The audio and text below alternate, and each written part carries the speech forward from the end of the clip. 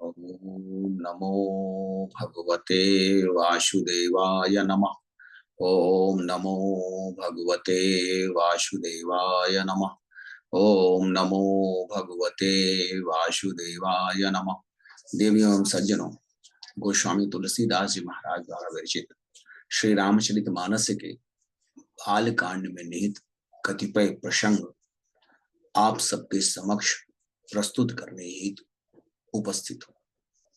सुधी श्रोतागण, मर्यादा पुरुषोत्तम प्रभु श्री राम परम पिता परमेश्वर के मानव स्वरूप हैं, जो त्रेता युग में रावण द्वारा पीड़ित प्रताड़ित मानवता एवं देवत्व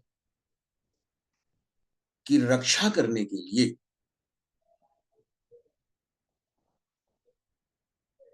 प्रकट होते हैं। अपने अंशों सहित अवतार लेकर प्रभु श्री राम अपनी लीलाओं से मानव कल्याण की सुंदर रूपरेखा प्रस्तुत करते हैं। प्रभु श्री राम महाराज जनक की सुपुत्री जगत जननी मां सीता के विवाह में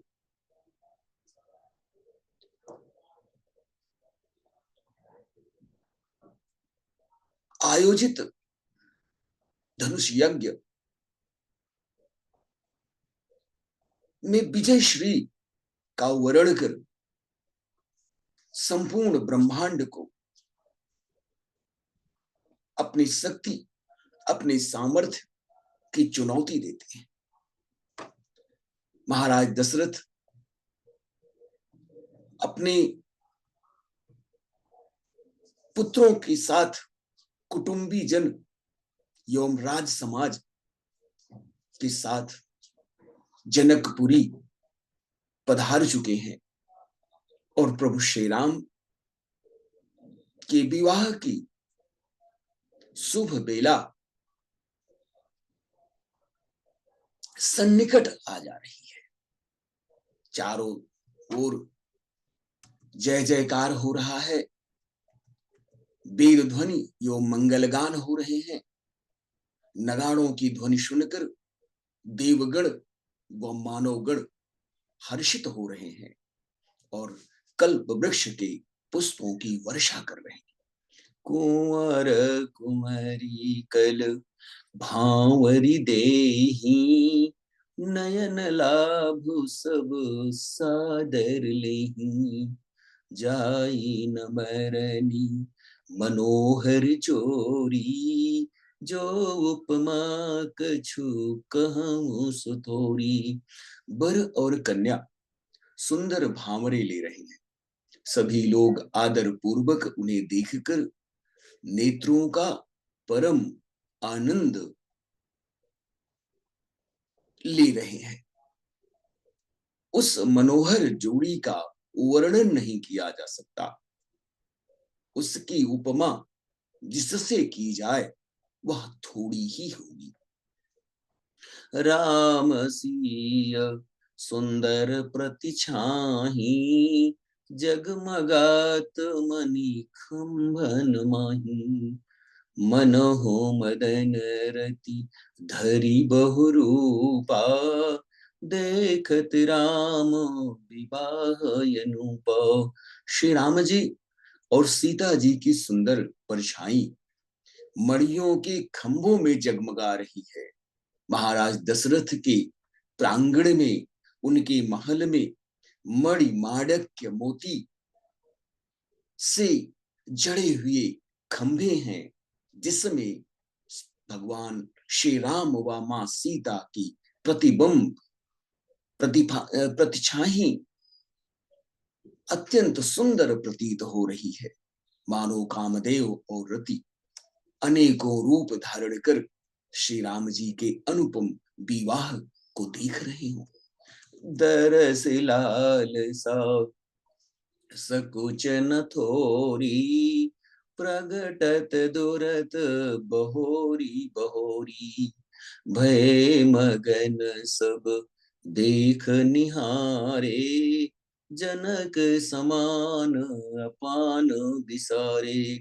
उन्हें कामदेव और रति को दर्शन की लालसा और संकोच दोनों ही कम नहीं है। इसीलिए वे मानो बारंबार प्रकट होते हैं और छिप जाते हैं। सब देखने वाले आनंद मग्न हो गए और जनक जी की भांति सभी अपनी सुध बुध खो बैठे हैं। प्रमोदित मुनिन भांवरी फेरी, नेग सहित सब रीति निबेरी, राम सिय सिर सेंदुर देही, शोभा कही न जाति विधि के ही। मुनियों ने आदर पूर्वक भांवरे फिराई और नेग सहित सभी रीतियों को, सभी लोक रीतियों को पूर्ण किया।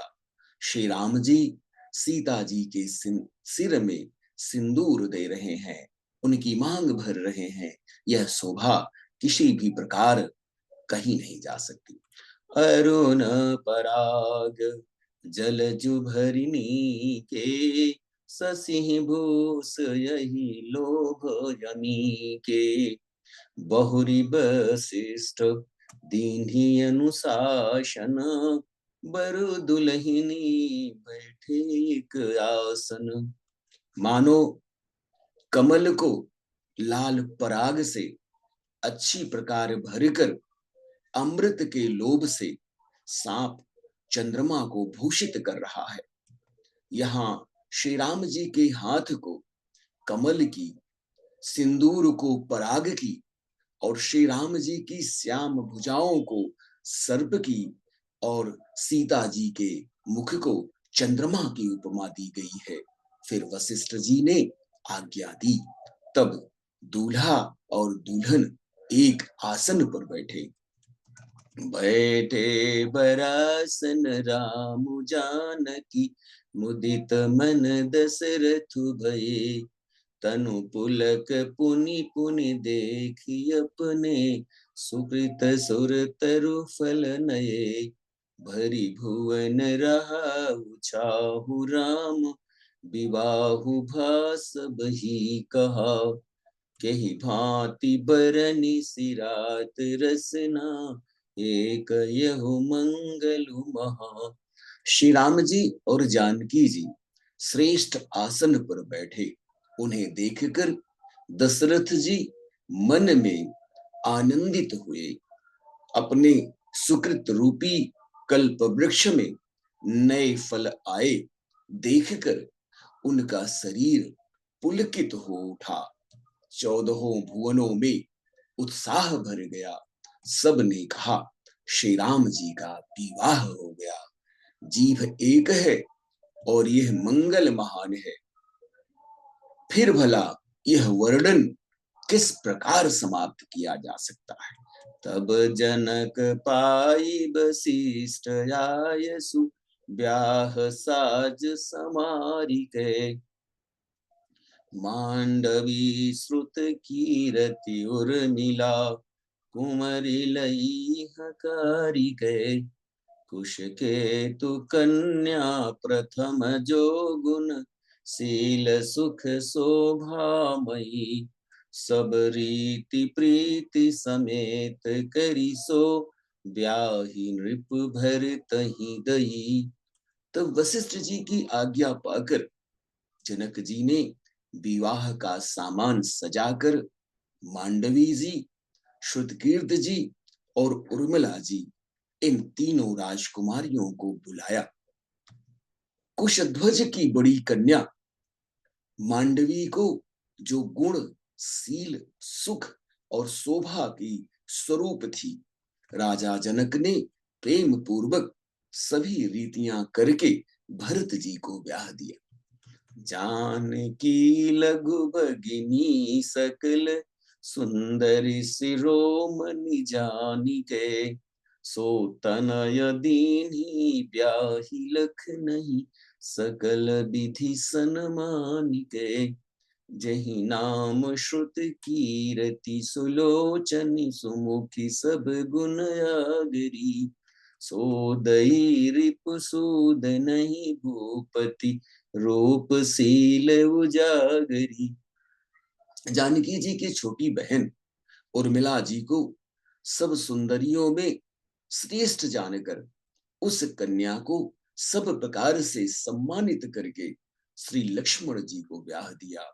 और जिनका नाम श्रुत कीर्ति है, और जो सुंदर नेत्रों वाली, सुंदर मुख वाली और सभी गुणों की खान तथा रूप और शील में अतुलनीय हैं, उनको राजा ने शत्रुघ्न को ब्याह दिया। अनुपम बर अनुरूप बर दुलहिनी, परस पर लखी सकुच हर सही। सब मुदित सुंदरता सराहनी, सुमन सुरगन बर सही। सुंदरी सुंदर बरन सह सब, एक मंडप राजही। जनु जीव उर चारि अवस्था, विभुन सहित विराजही। दूल्हा और दुल्हन परस्पर अपने अपने अनुरूप जोड़ी को देखकर सकुचाते हुए हृदय में आनंदित हो रहे हैं। सब लोग प्रसन्न होकर उनकी सुंदरता के, उनके सौंदर्य की सराहना कर रहे हैं और देवगण पुष्प वर्षा कर रहे हैं। सब सुंदर दुल्हने सुंदर दूल्हों के साथ एक ही मंडप में ऐसी शोभायमान है, मानो जीव के हृदय में चारों अवस्थाएं, जागृत, स्वप्न, सुषुप्ति और तुरीय, अपने चारों स्वामियों विश्व, तेजस, प्राज्ञ और ब्रह्म सहित विराजमान हो। मुदित अवधपति सकल सुत, बधुन समेत निहारी। जनु पाए महिपाल मनी, क्रियन सहित फलचारी। सब पुत्रों को बहुओं सहित देखकर अवध नरेश दशरथ जी ऐसे आनंदित हैं, मानो वे राजाओं की शिरोमणि क्रियाओं, यज्ञ क्रिया, श्राद्ध क्रिया, योग क्रिया और ज्ञान क्रिया सहित चारों फल, अर्थ, धर्म, काम और मोक्ष की प्राप्ति कर लिए हों। महाराज दशरथ की चारों पुत्रों का विवाह महाराज जनक की सुपुत्री जगत जननी मां सीता के साथ उनके सहोदर की पुत्रियों मांडवी, श्रुतकीर्ति, उर्मिला के साथ संपन्न हो गया।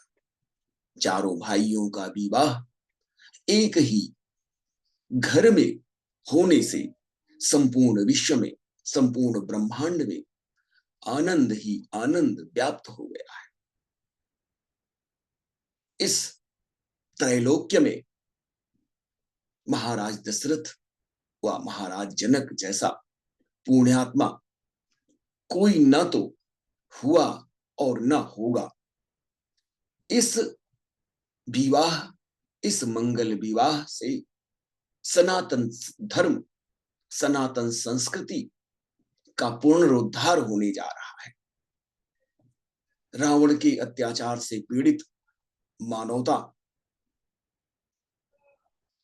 को रक्षित कर श्री राम राक्षस धर्म का समूल नष्ट करेंगे।